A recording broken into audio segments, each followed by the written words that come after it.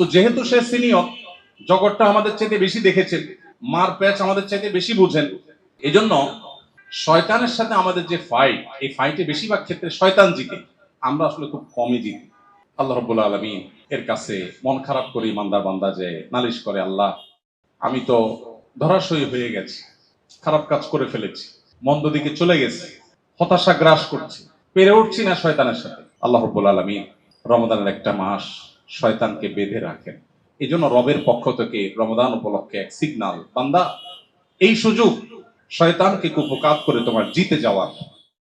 এই সুযোগ পাওয়ার পরও যদি কোনো মানুষ শয়তানকে হারাতে না পারে, যদি কেউ এত বড় সুযোগ পাওয়ার পরও যদি নিজে জিততে না পারে, আল্লাহর এই জমিনে তার চাইতে হতভাগা আর কেউ নেই। গোটা পৃথিবীর সবচেয়ে সম্মানজনক কোন পদ পদবি পাওয়ার পরও যদি কেউ হেলায় হারিয়ে ফেলে, এই লোকটাকে নিয়ে যতটা আমাদের আফসোস করার কথা, এই লোকটাকে নিয়ে যতটা আমাদের আক্ষেপ হওয়ার কথা, রমাদান মাস পেল অথচ শয়তানকে কুপকাত করতে পারলো না, আল্লাহকে খুশি করতে পারলো না, জাহান্নামমুখী ট্র্যাক থেকে সরে জান্নাতমুখী ট্র্যাকে আসতে পারলো না, নিজের গুনাহগুলোকে আল্লাহর কাছ থেকে মাফ করিয়ে নিতে পারলো না, এই লোকটা ওই লোকের চাইতেও হতভাগা যে পৃথিবীর সবচেয়ে সম্মানজনক চেয়ার পাওয়ার সুযোগ পেয়েও তার অলসতা অবহেলার কারণে হাতছাড়া করেছে, তার চাইতে হতভাগা যে রমাদান পেয়ে এটাকে ব্যবহার করতে পারলো না। আল্লাহ রাব্বুল আলামিন আমাদের রমাদানের অবশিষ্ট দিনগুলোর প্রতিটা মুহূর্তকে কদর করার তৌফিক দান করুন। মুহতারাম হাজরিন, রমাদান কি জিনিস আমরা বেশিরভাগ মানুষ বুঝি না। আমাদের কাছে রমজান মানে চারটে জিনিস: রোজা রাখা, তারাবি পড়া, সারি খাওয়া আর ইফতার খাওয়া। এই চার জিনিসের নাম আমরা রমাদান রেখেছি, অথচ রমাদানকে ঘিরে আমাদের অনেক কর্মসূচি আছে। কোরআন এবং হাদিসের আলোকে শুধু রমাদান কেন্দ্রিক আমলগুলোকে আমরা ছোট্ট একটা চুটি বই একত্র করেছি, মাহে রমাদানের 27 আমল নামে, 48 পৃষ্ঠার একটা ছোট্ট বই। সেখানে আমরা শুধুমাত্র এক নজরে কোরআন এবং হাদিসের আলোকে 27টি কর্মসূচি আমরা সাব্যস্ত করার চেষ্টা করেছি, যেগুলো রমাদান স্পেশাল। সেখানে 5 ওয়াক্ত নামাজ নাই, যেটা সারা বছরের আমল, শুধু রমাদান স্পেশাল। যদি এই আমলগুলো মুখ্য না, আমরা রোজা রাখি, আল্লাহ তাআলা বলেছেন কুতিবা আলাইকুমুস সিয়ামু কামা কুতিবা আলাল লাযিনা মিন ক্বাবলিকুম লাআল্লাকুম তাত্তাকুন। সিয়াম তোমাদের জন্য ফরজ করা হয়েছে যেভাবে তোমাদের পূর্ববর্তীদের উপর ফরজ করা হয়েছিল, আশা করা যায় এর মাধ্যমে তোমরা মুত্তাকি হয়ে উঠবে। রোজা রাখার উদ্দেশ্য ভাই তাকওয়া হাসিল করা, আল্লাহ ভীতি অর্জন করা। আমরা যে না খেয়ে থাকি, আমরা উপোস থাকি, আমাদেরকে উপোস রাখায় কি আল্লাহর কোনো ঠেকা আছে? আল্লাহর কোনো স্বার্থ আছে এখানে? আল্লাহ রাব্বুল আলামিন মূলত আমাদেরকে এই সিয়াম সাধনার মাধ্যমে, উপোস রাখার মাধ্যমে আমাদেরকে একটা চূড়ান্ত বার্তা দেন। দুঃখজনক বাস্তবতা হলো সে বার্তা বেশিরভাগ মানুষ আমরা গ্রহণ করতে পারি না, আমরা টেরও পাই না যে আল্লাহ কি বলতে চান। আমরা না খেয়ে থাকাতে আল্লাহর কোনো লাভ নেই। এই সিয়ামের বহুবিধ উপকারী দিক আছে, সেটা ভিন্ন বিষয়, বাট একটা সুনির্দিষ্ট লক্ষ্য আছে সিয়ামের। সে লক্ষ্যটা যদি কেউ অ্যাচিভ করতে না পারে, তো নবী সাল্লাল্লাহু আলাইহি সাল্লামের ভাষায় রুব্বা সাইমিন লাইসা লাহু মিন সিয়ামিহি ইল্লাল জু', বহু রোজাদার আছেন যাদের রোজায় উপোস থাকা ছাড়া আর কিছু অর্জিত হয় না। প্রিয় ভাইরা আমার, প্রায় প্রথম দশক চলে যেতে বসেছে আমাদের কাছ থেকে। আমরা এই দশকে আল্লাহ রাব্বুল আলামিনের মাগফিরাতের পথে কতটা অগ্রসর হতে পেরেছি, এই প্রশ্ন আমাদের নিজেদের কাছে রাখা উচিত। আল্লাহ তাআলা অবশিষ্ট 20টি দিনের প্রতিটা মুহূর্তকে কাজে লাগাবার তৌফিক দান করুন।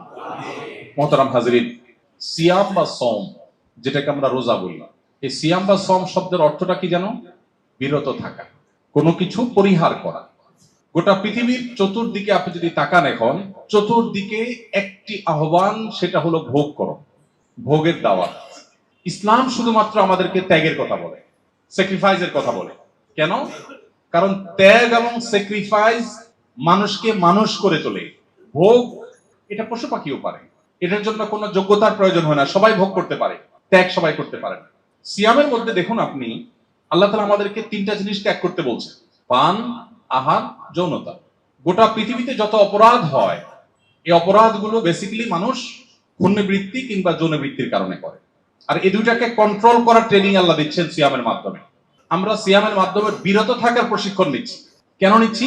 কারণ আমার জীবনে প্রতিদিন সাবকনশিয়াস মাইন্ডে, অবচেতন মনে আমি শত শত ডিসিশন মেক করতে হয়, শত শত সিদ্ধান্ত নিতে হয়।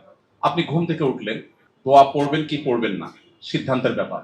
আপনি ওয়াশরুমে যাবেন, ডান পা দিবেন না বাম পা দিবেন, ডিসিশনের ব্যাপার। আপনি ফজরের আজানের পর মসজিদে যাবেন না শুয়ে থাকবেন, সিদ্ধান্তের ব্যাপার। আপনি রাস্তায় বেরিয়েছেন, কারোর সাথে ঝগড়াঝাটি হয়েছে, মুখ খারাপ করবেন নাকি আত্মনিয়ন্ত্রণ করবেন, ডিসিশনের ব্যাপার। আপনি সোশ্যাল মিডিয়া স্ক্রল করছেন, একটা পোস্ট এসেছে আপনার চোখের সামনে, এটা ক্লিক করে ভিডিওটা দেখবেন নাকি প্লে করবেন না, সিদ্ধান্তের ব্যাপার। রিয়্যাক্ট করবেন, তো অনেকগুলো অপশন আছে, কোন রিয়্যাক্ট করবেন সিদ্ধান্তের ব্যাপার। কমেন্ট করবেন কি করবেন না, করলে কোন কমেন্ট করবেন সিদ্ধান্তের ব্যাপার। আপনার স্ত্রীর সাথে আপনার কোনো বিষয় নিয়ে একটু বাদানুবাদ হয়েছে, আপনি কি সীমা ক্রস করবেন কি করবেন না, সিদ্ধান্তের ব্যাপার। প্রতিদিনই আমরা যত সিদ্ধান্ত নেই, এগুলো নোট করা হলে দিন শেষে হয়তো দেখা যাবে প্রতিদিন শত শত সিদ্ধান্ত আমরা নিয়ে থাকি। এগুলো অবচেতন মনে, হয়তো প্ল্যান মাফিক না। সিয়াম আমাদের জীবনে সেই সিদ্ধান্ত গ্রহণ করার ক্ষেত্রে গুরুত্বপূর্ণ ভূমিকা রাখতে সাহায্য করে। কিভাবে? এখন আর আধা ঘন্টা পরেই আমরা ইফতারের জন্য প্রস্তুতি নিব, ইফতার করবো ইনশাআল্লাহ। সবাই এখন ক্ষুধার্ত প্রায়। ইফতারের রকমারি পসরা সাজিয়ে আমরা যখন বসি, একদিকে পেটে প্রচন্ড ক্ষুধা, অপরদিকে মুখরোচক সব খাবার আমাদের সামনে আছে, আমরা চাইলেই খেতে পারি, কিন্তু আমরা অপেক্ষা করি আজানের। কেন অপেক্ষা করি? খাবারও আছে, ডিমান্ডও আছে, বাট আমি খাচ্ছি না। কেন খাচ্ছি না? আল্লাহ রাব্বুল আলামিনের এখনো খাবারের পারমিশন হয়নি। এই যে ডিসিশন মেক করছি আমি, যে আমি এখন খাবো না, আমি সূর্য ডোবার পরে খাবো, কারণ আল্লাহ বলেছেন আতিম্মুস সিয়ামা ইলাল লাইল, সিয়ামে কন্টিনিউ করো, রোজা কন্টিনিউ করো সূর্য ডোবা পর্যন্ত। এই যে আমি কন্টিনিউ করব সূর্য ডোবা পর্যন্ত, এটা আল্লাহ নির্দেশের ফলে। সিয়াম আমাদেরকে বলে তোমার সামনে মুখরোচক এত চমৎকার খাবারের ডালা সাজানো আছে, পেটে ক্ষুধা আছে, বাট আল্লাহর অনুমোদন নাই, সেজন্য তুমি খাচ্ছ না। তোমার জীবনে শত শত হাজার হাজার সিদ্ধান্ত নেবার ক্ষেত্রে ঠিক একইভাবে যদি আল্লাহর নির্দেশ তোমার সামনে এসে হাজির হয় এবং আল্লাহর নির্দেশের ভিত্তিতে গ্রহণ কিংবা বর্জন করবার সিদ্ধান্ত তুমি গ্রহণ করতে পারো, তবেই তোমার সিয়াম সার্থক। এবং মূলত তোমার সিয়াম বা রোজা তোমাদেরকে সামগ্রিক জীবনে যে রোজা রাখতে হয়, সেই রোজা রাখতে তোমাকে সাহায্য করে। কারণ রোজা যদি তাকে তার সামগ্রিক জীবনের সিদ্ধান্তকে নিয়ন্ত্রণ করতে শিখায়, ইফতার এর ওয়াক্ত হওয়ার আগ পর্যন্ত যেরকম সংযমী থাকেন তিনি, আমার সামনে ঘুষ নেওয়ার সুযোগ আছে, এদিকে আমার টাকার দরকারও আছে, কিন্তু আল্লাহর অনুমোদন নাই, আমি বিরত থাকলাম। এই বার্তা যদি নিতে পারি, এই এক্সারসাইজে যদি আমি আনতে পারি নিজেকে, তাহলে সে হলো সফল রোজাদার, সে হলো সার্থক সিয়াম পালনকারী। আর যার সিয়াম তার সামগ্রিক জীবনে কোনো পরিবর্তন আনলো না, তার জীবনে কোনো সিদ্ধান্তের মধ্যে কোনো হেরফের হলো না, সে শুধু সাহারি খেলো আর ইফতার করলো, তারাবি পড়লো আর রোজা রাখলো, কোরআন এবং হাদিস বলছে এই সিয়াম সেই সিয়াম নয় যে সিয়াম আপনাকে জান্নাত পর্যন্ত নিয়ে যাবে, যেটা আপনার জীবনকে, আমাদের জীবনকে সার্থক করবে। রব্বে করিম আমাদেরকে সিয়ামের সে মর্মকে অক্ষরে অক্ষরে উপলব্ধি করে শুধু এই 12 বা 14 ঘন্টার রোজা নয়, সামগ্রিক জীবনটাকে আল্লাহ তাআলা রোজায় পরিণত করার তৌফিক দান করুন। মোহতারাম হাজরিন, বিষয়টিকে সহজে বোঝার জন্য ভারতীয় উপমহাদেশের অন্যতম একজন বড় মনীষী ছিলেন সৈয়দ আবুল হাসান আলী আন-নাদবী রাহিমাহুল্লাহ। তিনি অত্যন্ত চমৎকার একটি উপমা দিয়েছেন। তিনি বলেছেন, রমজানের রোজা এটা একটা রোজা, আমাদের জীবনে রোজার আরেকটা পার্ট আছে, আরেকটা অপশন আছে, আরেকটা রোজার আরেকটা ভার্সন আছে। কি সেটা? তিনি বলেছেন যে রমজানের রোজা 12 বা 14 বা 16 ঘন্টা ব্যাপী রোজা, আমাদের জীবনে আরেকটা রোজা আছে, যে রোজাটা হলো সমগ্র জীবন ব্যাপী। রমজানের রোজা হয় সুবহে সাদিক হলে, ভোর শুরু হলে, জীবনের সেই রোজা শুরু হয় মানুষ প্রাপ্ত বয়স্ক হলে। রমজানের রোজা শেষ হয়, পরিসমাপ্ত হয় সূর্য ডুবার মধ্য দিয়ে, আর জীবনের রোজা পরিসমাপ্তি ঘটে জীবনের সূর্য ডুবার মধ্য দিয়ে। রমজানের রোজায় কিছু জিনিস আমাদের জন্য নিষিদ্ধ, সামগ্রিক জীবনের রোজায়ও আমাদের জন্য কিছু জিনিস নিষিদ্ধ। রমজানের রোজায় যদি কেউ অনিচ্ছাকৃতভাবে কিছু খেয়ে ফেলে, না জেনে খেয়ে ফেলে, আল্লাহর পক্ষ থেকে মাফ হয়। জীবনের রোজা যদি কারোর ইচ্ছার বাইরে কিছু ঘটে যায়, সেটাও আল্লাহ মাফ করে। রমজানের রোজা ভেঙে ফেললে তার কাজা আদায় করতে হয়, জীবনের রোজা ভেঙে ফেললে তওবার মাধ্যমে সেটা রিকভার করতে হয়। পার্থক্য এতটুকু, রমজানের রোজা একবার যদি ভেঙে যায়, হুবহু এই রোজাটা আরেকবার রাখার সুযোগ জীবনে আর কখনো হয় না। তবে কাজা করা যায়। আর জীবনের রোজা যদি কেউ ভেঙে ফেলে আর এই অবস্থায় তার মৃত্যু হয়, তো এটাকে আর রিকভার করার কোনো সুযোগ থাকে না। মোহতারাম হাজরিন, রমাদানের এই সামগ্রিক আয়োজন, এর পেছনের যে আধ্যাত্মিক, রুহানি, স্পিরিচুয়াল যে বিশাল বড় প্ল্যান, বিশাল বড় দিক আছে, আমরা বেশিরভাগ মানুষ শুধুই কিছু গতানুগতিক কর্মকাণ্ড, রিচুয়ালের মধ্য দিয়ে রমাদানকে পার করি। সে অন্তর্নিহিত দিকটাকে আমরা সেভাবে উপলব্ধি করতে পারি না। সিয়াম যেন শুধু আমাদেরকে পানাহার আর যৌনতা থেকে একটা লিমিটেড সময় যেন শুধু বিরত না রাখে, বরং আমাদের সামগ্রিক জীবনে যেন আমরা পরিপূর্ণ অর্থে সেই জীবনের যে সিয়াম, জীবনের যে রোজা, সেটা রাখার তৌফিক দান করুন। প্রিয় ভাইরা আমার, রোজা রাখার ফলে ইফতারের একটা আনন্দ আছে না? কি আনন্দ বলুন তো? ইফতারের যে আনন্দ, কিসের জন্য আনন্দ? কিছু খাবার সামনে আছে, আমরা খাবার খাবো, এই তো। তো সারা বছর আমরা খাবার খাই না? আরবিতে ইফতার, বাংলার অর্থ হলো কি? নাস্তা। সারা বছর আমরা কি করি? রাতভর না খেয়ে থেকে সকালে নাস্তা করি। আর রমজান মাসে রোজা রেখে আমরা কি করি? দিনভর না খেয়ে থেকে সন্ধ্যা নাস্তা করি। তাহলে জিনিস সেটাই, যেটা 11 মাস করি। নামও সেটা, জিনিসও সেটা। কিন্তু আপনি কি লক্ষ্য করে দেখেছেন আপনার জীবনের কোন একটি নাস্তা রমজানের একটি ইফতারের আনন্দের ধারে কাছেও নাই? আমরা কি লক্ষ্য করেছি? নবীজি সাল্লাল্লাহু আলাইহি সাল্লাম বলেছেন, লিসাইমি ফারহাতান, ফারহাতুন ইনদা ফিতরি ওয়া ফারহাতুন ইনদা লিকাই রাব্বিহ। রোজাদার ব্যক্তির জন্য আল্লাহর তরফ থেকে দুটি আনন্দের বরাদ্দ আছে। একটি আনন্দ নগদ, আরেকটা বাকি। নগদ আনন্দটা হলো বান্দা যখন ইফতার করে অথবা যখন ঈদ উদযাপন করে, সেটাও এক প্রকারের ইফতার। 30 দিনের রোজা ভঙ্গ হয় ঈদের মাধ্যমে। ইফতারের সময় যে আনন্দ, আল্লাহ বলছেন এটা আল্লাহর প্রদত্ত আনন্দ। পৃথিবীর অন্য কোন নাস্তা, যেখানে হয়তো 100 আইটেমের বুফে আপনি নাস্তা করতে পারেন, কিন্তু মাত্র একটু ছোলা মুড়ি, একটু খেজুর আর শরবত নিয়ে বসে ইফতার করার মুহূর্তের যে আনন্দ, আল্লাহর শপথ করে বলছি, এই আনন্দের সাথে ওই আনন্দ আপনি তুলনা করলে আপনি কখনো মেলাতে পারবেন না যে এর সাথে এটা কোনোভাবে তুলনাযোগ্য। ঠিক না ঠিক? আমরা প্রতিদিনই আনন্দটা উপভোগ করি না? এটা আল্লাহ প্রদত্ত আনন্দের আইটেম, উপকরণ এর চেয়ে বহুগুণ বেশি থাকার পরও আপনার আনন্দ এই লেভেলে পৌঁছাবে না ইফতার তাকে যে আনন্দটা দেয়। সারা জীবন না খেয়ে থাকা মানুষ খাবার দেখলে এত খুশি হয় কিনা জানি না। আমরা সামান্য একটু 12 ঘন্টা 14 ঘন্টা রোজা রাখার পর ইফতার নিয়ে বসে যখন অপেক্ষা করি, তখন যে আনন্দ হয়, এবং এই যে আমরা খাবারের চাহিদা আছে, খাবার আছে, খাচ্ছি না, বসে থাকছি, এই যে একটা টানাপোড়েন, এই যে একটা আত্মনিয়ন্ত্রণ, এই যে একটা সংযমের ট্রেনিং এবং প্রশিক্ষণ, এটার মধ্যে যে অবর্ণনীয় একটা প্রেম, একটা ভালোবাসা আল্লাহর সাথে, আল্লাহর নির্দেশকে সর্বোচ্চ সম্মান দেওয়ার, এর মধ্যে যে একটা উপভোগ্য দৃশ্যের অবতারণা মনোজগতে হয়, এটাকে পৃথিবীর কোনো কিছুর সাথে তুলনা করা যাবে না। সাইয়্যিদ আবুল হাসান বিরহমাতুল্লাহি আলাইহি রমজানের রোজা, এটা থেকে সামগ্রিক জীবনের রোজা তুলনা করতে গিয়ে তিনি আরেকটি উদাহরণ দিয়েছেন, অত্যন্ত চমৎকার। তিনি বলেছেন, আমাদের বাসা বাড়িতে যখন আমরা রোজা রাখি, রোজা রেখে আনন্দ পাই, তখন আমাদের বাচ্চারা উৎসাহিত হয়, আমিও রোজা রাখবো। ঠিক না বেঠিক? অন্য অনেক কাজ করতে না চাইলেও বাচ্চারা রোজাটা রাখতে চায়। দেখুন তো, রোজা রাখা মানে তো কষ্ট, কিন্তু বাচ্চা রাখতে চায়, কারণ সেও জানে যে আব্বু আম্মু ইফতারের সময়, দাদা দাদু, বড় ভাই বোন, আপু ভাইয়া, তারা ইফতারের সময় যে আনন্দটা পাচ্ছে, এই আনন্দটা আমারও দরকার। বাচ্চা রোজা রাখতে চায়। এখন কোন ফ্যামিলিতে ধরুন আপনার 2টা ছেলে, একটা বড় একটা ছোট, রোজা রাখছে। রোজা রাখার পর 10টা 11টার দিকে, 12টার দিকে ক্ষুধার চাপ বেশি, জীবনের প্রথম রোজা। এর মধ্যে কোনো একটা বাচ্চা হয়তো খুব বেশি অসংযমী, অসহনশীল, একটু ধৈর্য কম, সে বায়না ধরলো, না আমি রোজা কন্টিনিউ করবো না, আমার ক্ষুধা লাগছে, আমি আর পারতেছি না। বাবা মা হয়তো একটু বোঝানোর চেষ্টা করেন, বাবা রাখো, একটু কষ্ট করো, দেখে যে আউট অফ কন্ট্রোল, তারপর তো রোজা ফরজ না, তখন বলে ঠিক আছে, যে খাবে, তাকে খাবার দিয়ে দেয়।